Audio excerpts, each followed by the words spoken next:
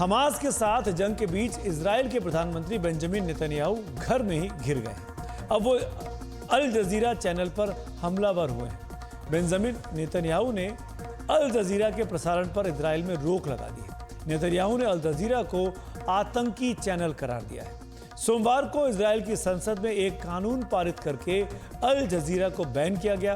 अल जजीरा पर इजराइल की संसद में गंभीर आरोप भी लगे हैं।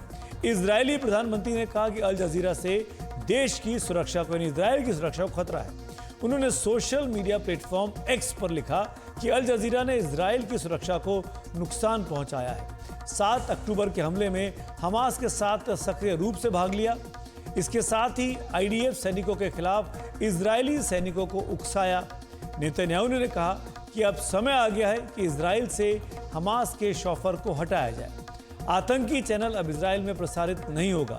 मैं इजराइल के संसद में पारित कानून को तुरंत लागू करने जा रहा हूं।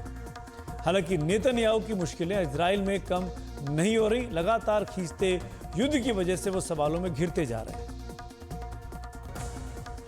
अब तक सभी बंधकों को हमास के कब्जे से नहीं छुड़ाया जा सका है, जिसे लेकर भी जनता अब नेतन्याहू से भी नाराज दिख रही है।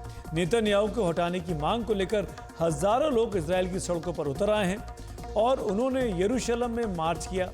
गाजा में बंधकों की रिहाई के लिए कोशिशों में इजाफा करने के लिए यह प्रदर्शन हो रहा है। पुलिस लगातार प्रदर्शन को रोकने की कोशिश भी कर रही है। इजराइल पुलिस ने भीड़ पर वाटर कैनन चलाकर उन्हें रोकने की कोशिश की, लेकिन प्रदर्शनकारी चिल्लाते रहे कि नेतन्याहू को जाना ही चाहिए। दरअसल इजराइल की आवाम का धैर्य अब टूट रहा है। लड़ाई को होते हुए करीब 6 महीने से ऊपर का वक्त हो गया है और इस वक्त हालात जो है वो नेतन्याहू के लिए घर में भी काफ़ी ज़्यादा परेशानी वाले हैं। कई प्रदर्शन प्लेकार्ड लेकर आए थे जिन पर नेतन्याहू पर हमास से देश की रक्षा करने में विफल रहने का आरोप लगाया गया था। हमास ने 7 अक्टूबर को, आपको याद होगा, दक्षिणी इजराइल में हमला कर 250 लोगों को बंधक बना लिया था। कई सैकड़ों की जान ले ली थी। इजराइल के मुताबिक 130 बंधक अभी भी गाजा में हमास के कब्जे में है। 33 को उसने मृत भी मान लिया है। इजराइल के लोग सड़कों पर आ गए हैं, सरकार के खिलाफ प्रोटेस्ट हो रहे हैं। हमने बात की, वहाँ के जाने माने एक्सपर्ट हैं किनराज जहांगीर साहब। जहांगीर साहब, अब सरकार के खिलाफ, नेतन्याहू के खिलाफ वहाँ प्रोटेस्ट हो रहे हैं, वहाँ की ताज़ा स्थिति आप क्या देख पा रहे हैं? आप तो खुद वहीं रहते हैं। देखिए, इजराइल के अंदर प्रदर्शन अब बहुत एक कहिए कि ड्रामेटिक मोड़ ले चुके हैं। अब से इतने दिन में हो ही रहा था पिछले 5 महीने में कि जिनके परिवार के लोग बंदी हैं गाजा में, वो एक अलग जगह प्रोटेस्ट करते थे और जो सरकार के खिलाफ है वो एक तल अवीव में अलग जगह पे करते थे। पर पिछले 1 महीने से नेतन्याहू की राजनीति और नेतन्याहू की नाकामी, उनकी एक तो राजनीति की नहीं, मुझे पावर में रहना है, और नाकामी इस बात की कि वो अभी तक बंदियों को छुड़ा नहीं पाए हैं। उन्होंने हमास के साथ समझौते की, अब वो गुंजाइश कितनी थी इजराइल की, नहीं थी, वो हमें अभी नहीं पता, पर ये जरूर है कि उन्होंने हमास की कई मांगों को कबूल ना करते हुए 2-3 बार बातचीत का सिरा तोड़ दिया था। अब स्थिति ये है कि इजराइल की हमास के साथ इन दिनों कोई बातचीत नहीं हो रही, तो जो बंदी हैं अब उनके छूटने की उम्मीद ना के बराबर है। तो ये जो नाकामी है नेतन्याहू की सरकार की, इस नाकामी से वो परिवार बड़े पीड़ित हैं। तो उन्होंने ये फैसला किया था इस शनिवार को कि अब वो सिर्फ अपने परिवार के लिए और युद्ध रोकने के लिए नहीं विरोध करेंगे, अब वो इस सरकार को बदलने के लिए और नेतन्याहू की राजनीति को खत्म करने के लिए विरोध करेंगे। तो 4 दिन का विरोध प्रदर्शन डिक्लेयर हुआ है। कल पहला दिन था और यरूशलेम में करीब 1 लाख लोग उनकी संसद के बाहर जुटे और इन 1 लाख लोगों की 2 मांगे हैं। एक तो ये कि अगले 4 दिन तक वो वहां डटे रहेंगे और सरकार को जो रेसेस होती है, जो सेशन खत्म होता है पार्लियामेंट का, वो नहीं करना है क्योंकि बंदी नहीं छोड़े गए हैं, और दूसरा ये नेतन्याहू को समझौता करके बंदियों को छुड़ाना चाहिए। अब इजराइल की आवाम इस वक्त अपनी प्रधानमंत्री, अपनी सरकार से नाराज दिख रही है। नेतन्याहू का क्या रुख है इन प्रोटेस्ट के संदर्भ में? पीएम क्यों इन प्रोटेस्टर्स की बात नहीं सुन रहे हैं? प्रधानमंत्री की मुश्किल 2 है।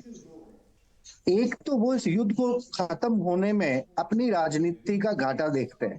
देखिए, 7 अक्टूबर की जिम्मेदारी अभी तक नेतन्याहू ने नहीं ली थी बोल के, पर ये सबका भान है कि जिस दिन ये युद्ध खत्म होगा उस दिन वो अकाउंटेबिलिटी फिक्स होगी। तो जब तक ये लड़ाई चल रही है, एक तरह से कहिए नेतन्याहू साहब अपनी राजनीति चला रहे हैं।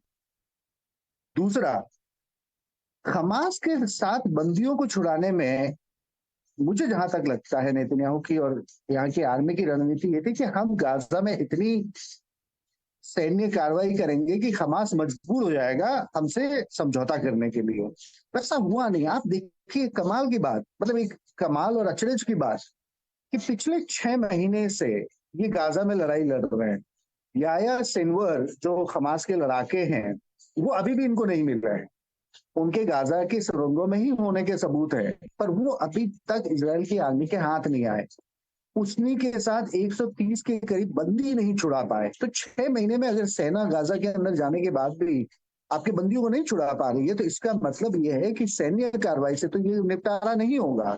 अब राजनीतिक समझौता हमास के साथ करने में नेतन्याहू की मुश्किल ये है कि एक तो वो खुद बड़े अतिवादी रहे हैं अपने आप में, वो हमास के साथ किसी समझौते को नहीं करना चाहते थे, पर अब वो अगर करना भी चाहें तो उनके जो कोलिशन में, जो साझा सरकार में और उग्र और अतिवादी लोग हैं, वो कहीं सरकार न गिरा दे।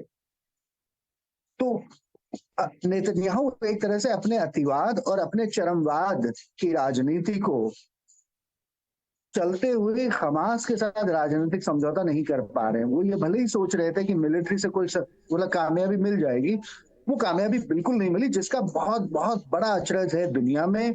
जो लोग सैन्य क्षमता का अध्ययन करते हैं कि इजराइल के साथ ऐसा हुआ कैसे। 6 महीने में आप बंदी नहीं छुड़ा पाए, सुरंगें अभी भी आपके पहुंच से बाहर हैं, और गाजा में गए हुए आपको 6 महीने हो गए हैं। शुक्रिया शुक्रिया जहांगीर साहब, आपने बड़े अच्छे से पूरे मसले को समझाया। Thank you so much.